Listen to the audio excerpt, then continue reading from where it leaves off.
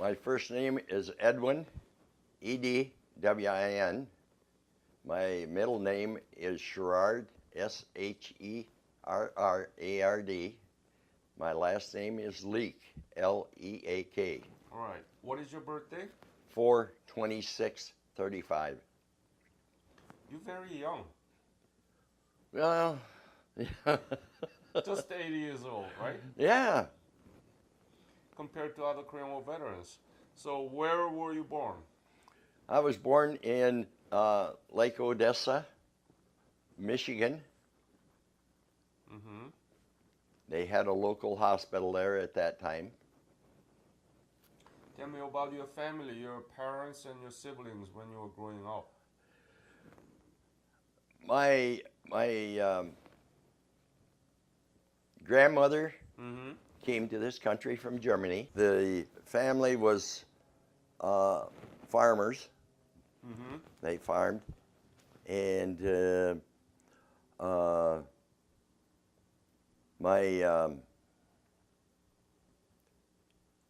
my mother was raised in a family that they were all sisters. There was no boys, Mm-hmm. and my mother's dad had a pony ring that traveled the circuit of fairs and things that went on Mm-hmm. during the summertime. I see. And my folks, once they got married, my folks went to Angola, Indiana, to get married. Got up in the morning, drove to Angola, Indiana, got married, and got back in time to do the chores at night. That's the way it was in those days. And my folks farmed the farm until their passing. And we were raised there from the time we can remember. We were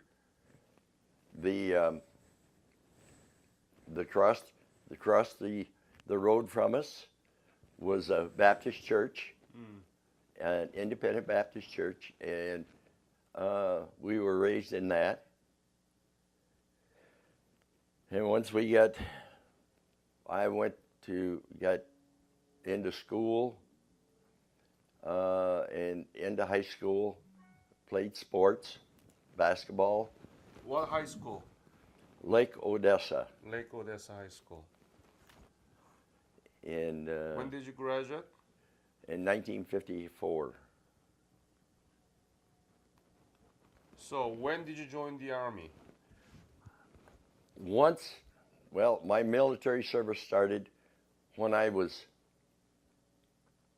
15 or 16, I think. Mm-hmm. We could join the reserves, the National Guards. Yeah. And so I joined the National Guards and had a lot of military under my Mm-hmm. belt before I went in active. I was the unit that I belonged to there was a heavy weapons company. And then once I graduated high school, I volunteered draft. And that's when but I had gone to school. I went to school in Fort Benning, Georgia. When did you join? 1954? 1954 is when I went on full active duty. Okay. So you went to Fort Benning. Yes, I took my schooling at Fort Benning. Mm-hmm. In Georgia. Yep. And then when I volunteered draft to go, I was sent to Leonard Wood, Missouri, Mm-hmm. and was cadre because I was a staff sergeant at that time. Already staff sergeant? Yes. And what is your specialties? Cadre? Communications. Communications. So you basically deal with radio operation? radio, wire, the phone system. Uh-huh. So when did you leave for Korea? I left for Korea in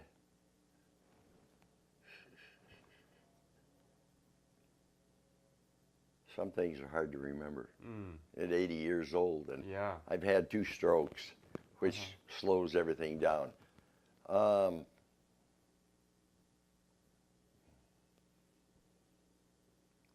went to Korea in 5? 55. Uh-huh. Did you know that there was a war in Korea? Oh, yes. Yes. So how did you heard about it? Well, my folks never had a TV until I got old enough to make enough money to buy a TV for my folks. So my folks had the first TV they had. Well, I bought it for them. Oh. So most of the news that we had was from the radio, and one of the things that when I was growing up, where we lived in Michigan was the flight pattern for the fighters that were built. I'm sure they were built in Wichita, Kansas. Cessna was building a lot of fighters at that time. And they were flying them to the East Coast to go to Europe. And I can remember being out in the yard in squadrons after squadrons of planes flying over. And in later years, I found out that all of the pilots that were flying them were women pilots. Women? They were all women. Wow. Yeah.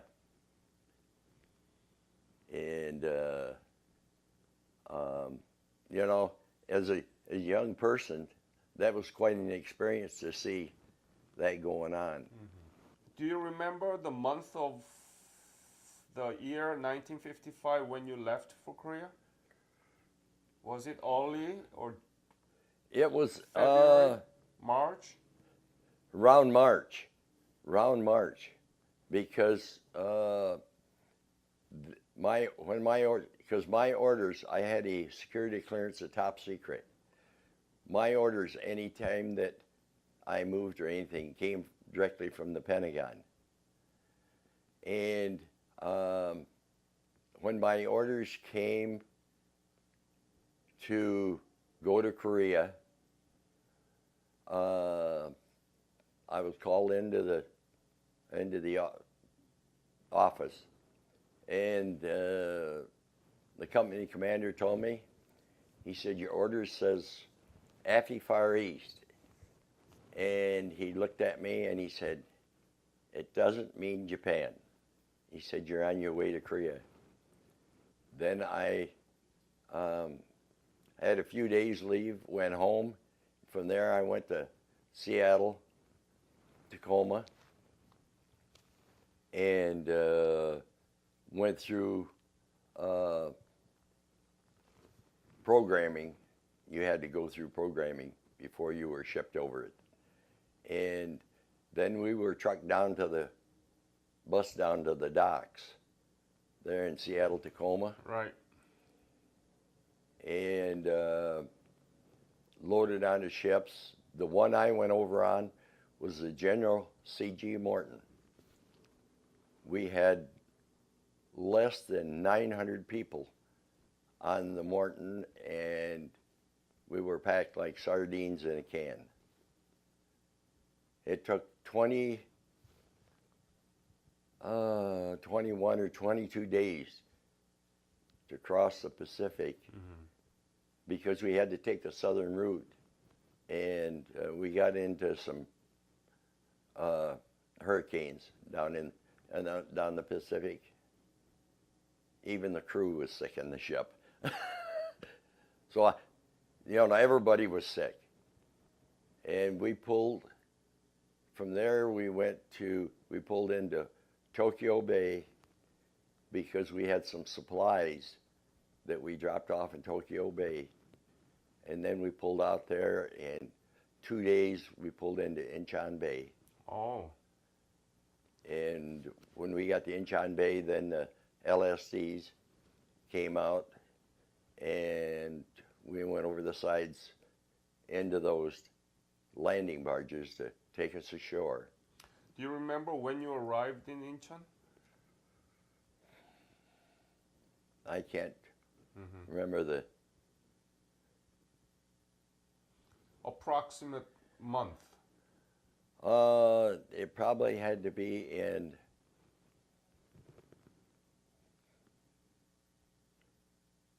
January or February when I arrived there.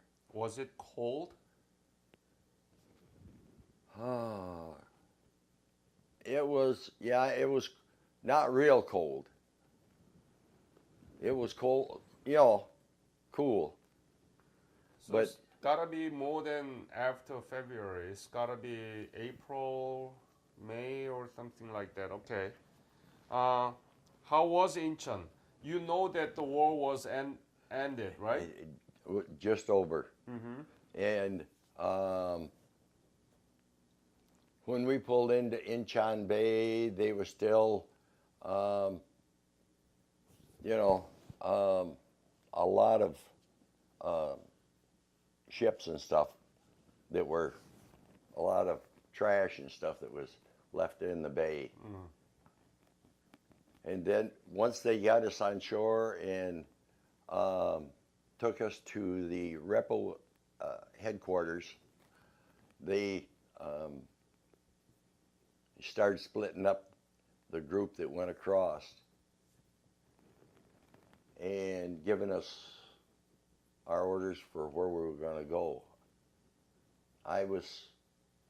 With my security clearance and MOS, they sent me to the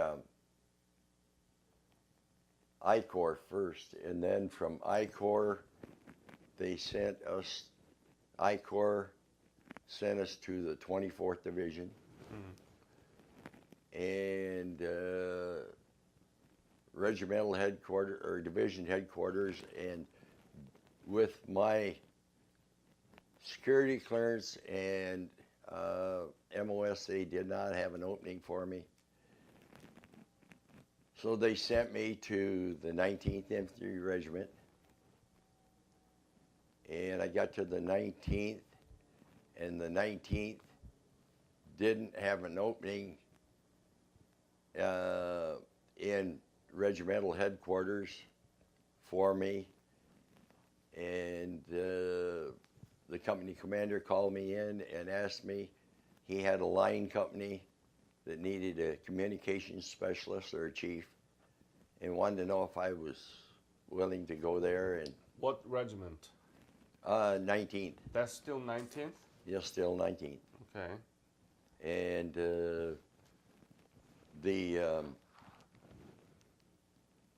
they sent up, the company commander sent his Jeep up to pick me up, took me to tank company of 19th Infantry Regiment, and I had no experience in tanks in my training, but it didn't take long to learn what needed to be done, because once they fired the 90 millimeters, a lot of the loaders would open up the breech block, and the cartridge would come out with still pressure in, and once the cartridge came out, the radios were mounted right behind it, and it didn't do them any good. It smashed them up. So I spent a lot of nights pulling out a radio that was working, and finding a tank that had a good radio in it that the engine had gone or something was wrong with it. They couldn't use it, and transferring it into to that tank. And that's what I did for 16 or 17 months over there. So was it dangerous, your duties? We had line crossers all the time. You never knew who you were going to meet.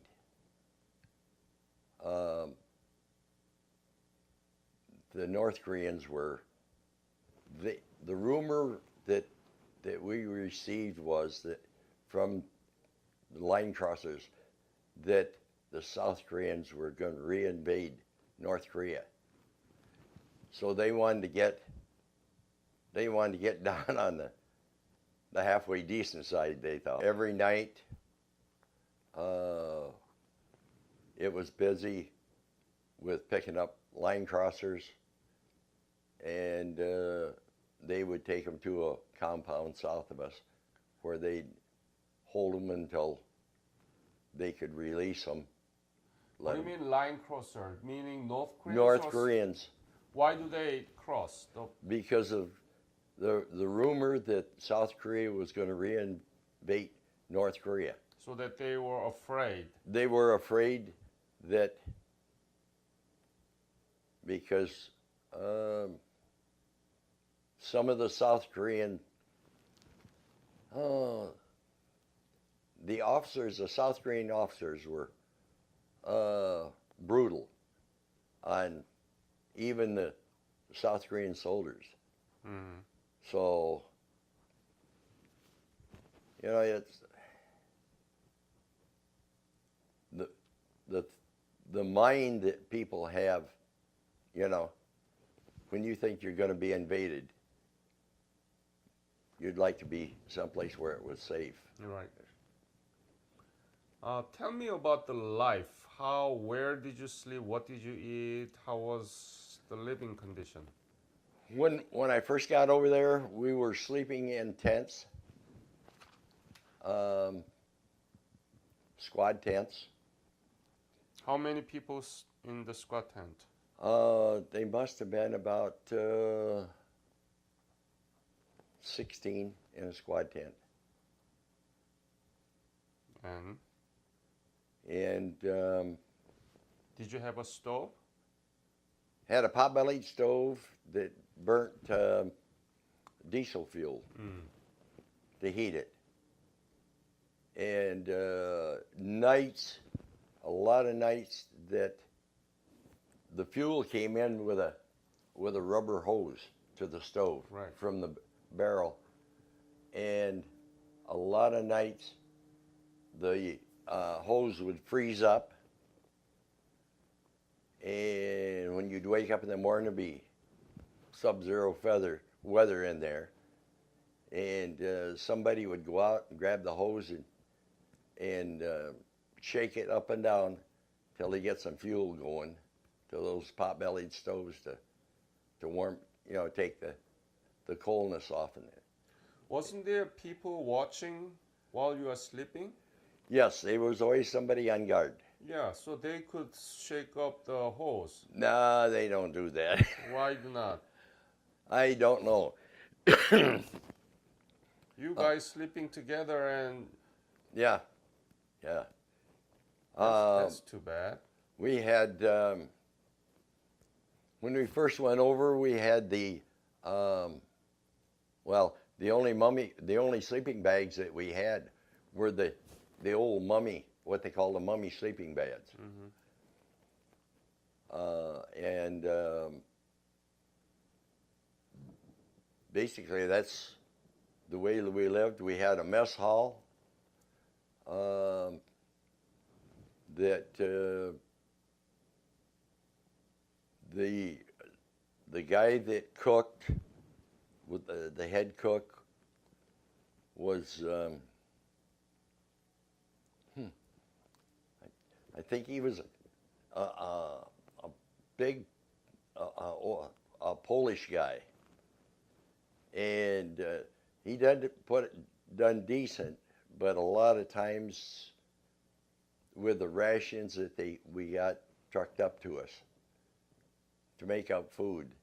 A lot of times people would go through the line, and if you didn't like it, you'd tell the guy, well, I don't want any of that. And he'd tell you, just move on, the next guy will take it. So, but before I came home, we had got billets in, metal buildings, Quonsets. And we assembled them. They had a good floor in them.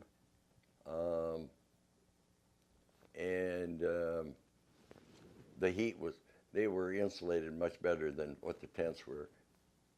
And it was good. And I spent my 20th and 21st birthday on the 38th parallel. And I don't regret one single bit of it. Do you know where you were located? Well, I was just south of Panmunjom. South Panmunjom. Yeah. Munsanni? Munsanni.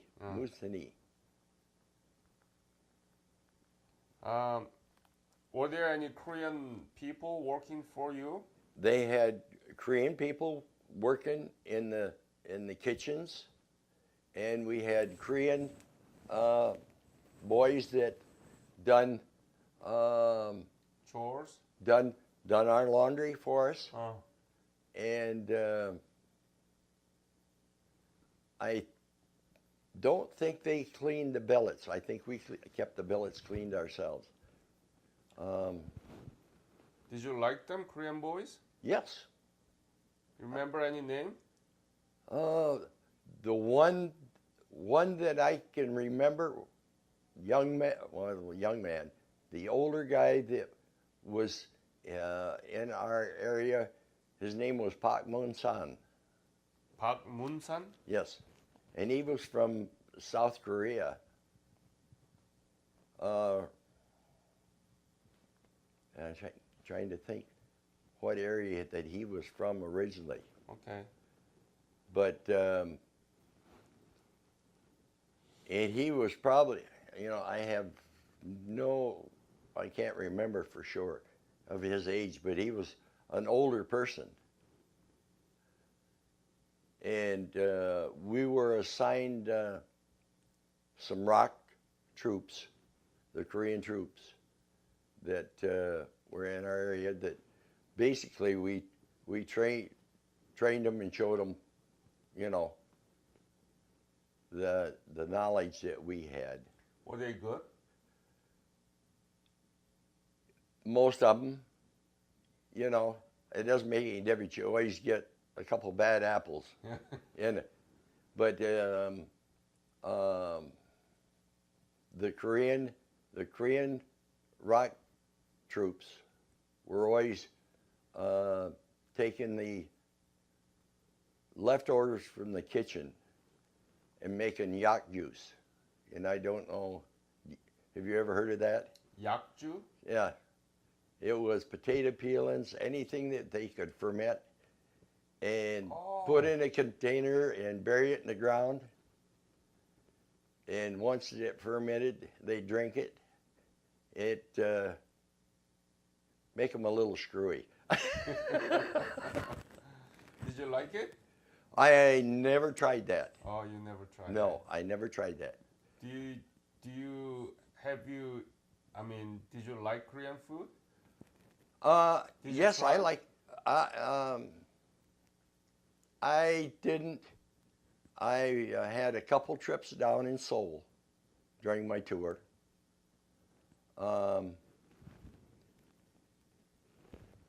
Prior to going over, the church that I went to, and my family went to, was sponsoring Orphanage. an orphanage and an orphan child, And I went off the front lines at least twice and went down to Osan to the orphanage down there. At that time, that was a Methodist orphanage. And I have a lot of slides taken down at the orphanage at that time. And at that time, the Korean government could not afford much food for the orphanages. They were feeding the children cooked soybeans, which is good protein, it's good food. But if you cook a soybean, when the oil comes out, you don't want to get much of that because it will give you the diarrhea. Yeah. So do you have that slide where? Back in Michigan, and I've been trying to find somebody. I've contacted one guy that I contacted to have him put on a CD. I've got a full container. The full container, part of it is taken in Korea. Then I have pictures taken of my family and my mother's family and my dad's family, get-togethers and stuff. It's all, I got a big metal container that all the slides are in. Yeah. And it's, you know, it's history of the families, and which when I was in Korea, I only took one R&R. I went to Japan, we went to Yokosuka, and stayed there. I stayed, Yokosuka is the naval port, and I stayed there and traveled as much as I possibly could there. Enjoyed the food, and I have a personality that I enjoy everybody that I meet, you know. So you took a lot of pictures of orphans Oh yes, I've got a lot of pictures in Osan? in Osan. And so that's all in the In that container. container of slides. Slides. And you willing to share that with me? Yes. Yeah, I have more than, as you saw in my business card. Yeah. My foundation's website has more than 5,000 pictures from the Korean War veterans like you. And we have converted it and returned the original to the person. So you can trust on me. Yeah. I don't worry about that. Yeah. I have a personality that I don't mistrust anybody. You know, I have the feeling if I run into somebody that, you know, you have the sense that you can't trust. Yeah. But we are, my wife and I have been active. We've been active in the VFW. Here in Arizona, we've been active in the VFW back in Michigan. We have spent time at the VFW National Home down in Eaton Rapids, Michigan. And if you ever get a chance to go there. How many Korean War veterans in your area? Are there many? Not too many left. Most of them have, the Agent Oranges got a lot of them. I mean, I never been in Michigan for interview trip, and if you can help me, I can go visit to the Michigan, and you know, we need to have some kind of Yeah.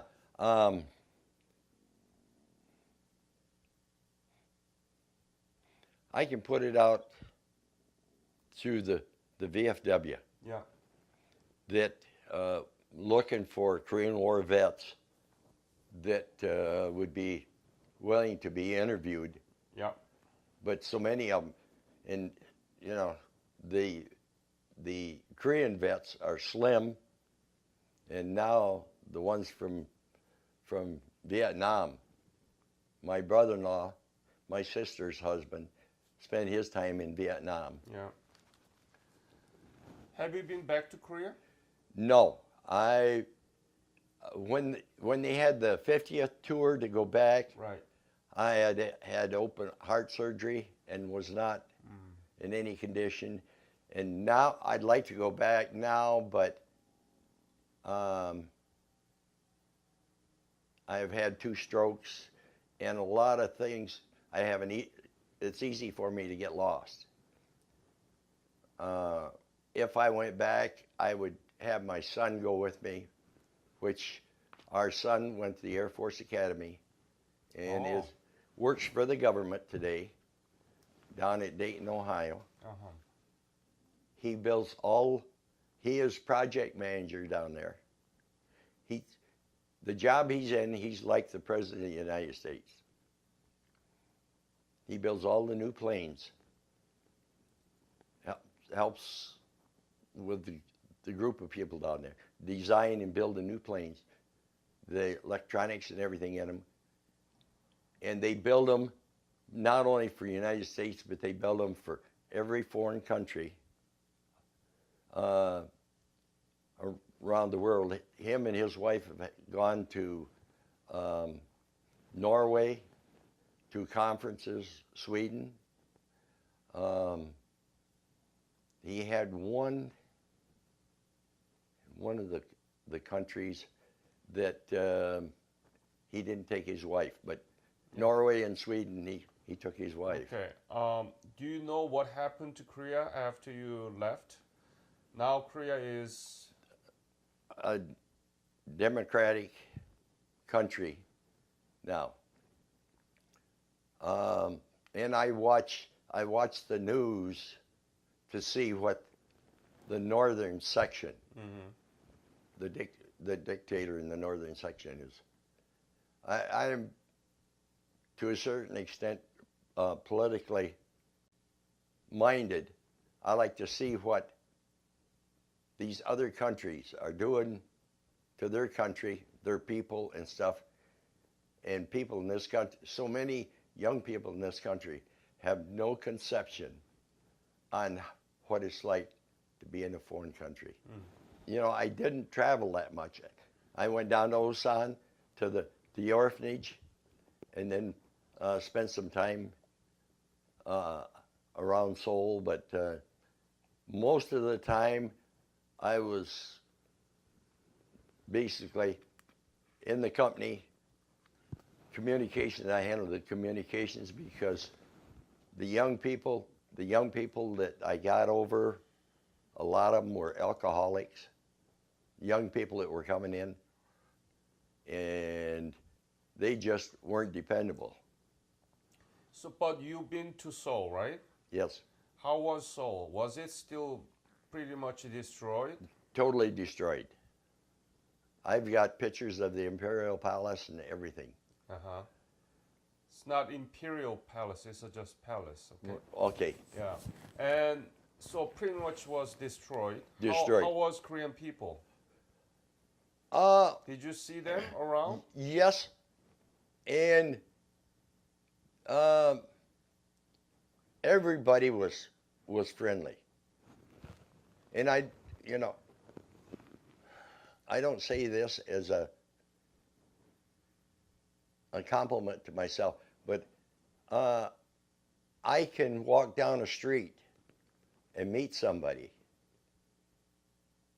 and they'll acknowledge me, Where if I greet somebody, I usually tell them hi or hello or something.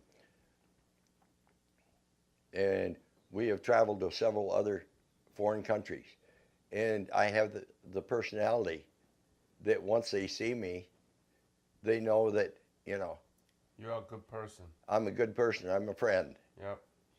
So have you seen the scenes of the Seoul now? Just some pictures of them. Pictures, right? Yeah. Can you tell the difference between now and back Oh, there? yes. Tell me about it. What do you think? At that time, so much of it was just total ruins, total ruins. And today, it's a big metropolis. Mm-hmm. It's a big metropolis.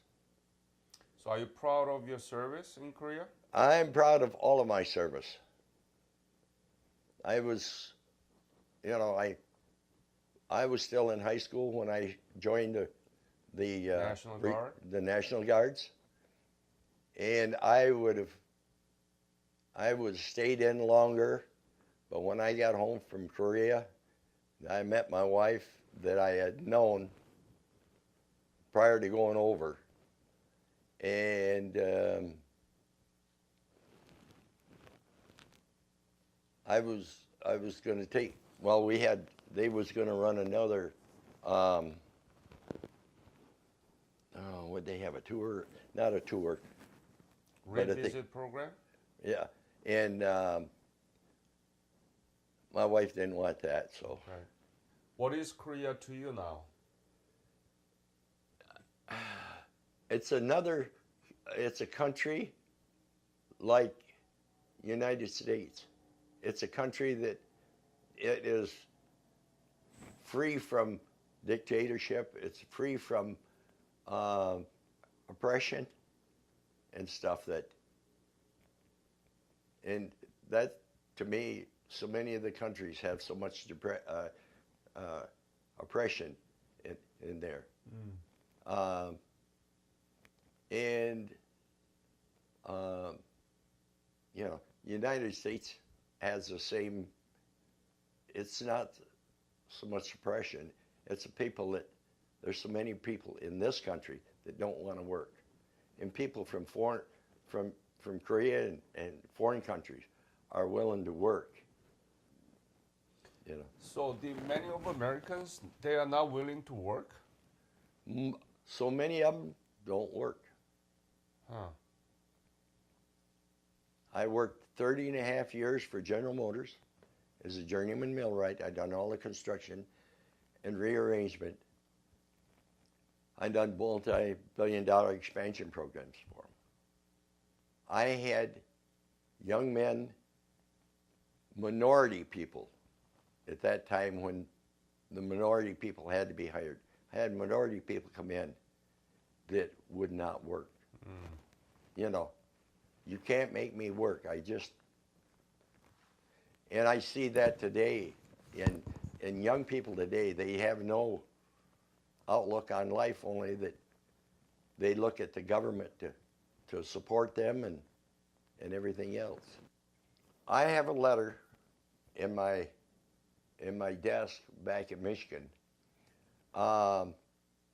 from the orphan child that I went and seen that was down to Osan.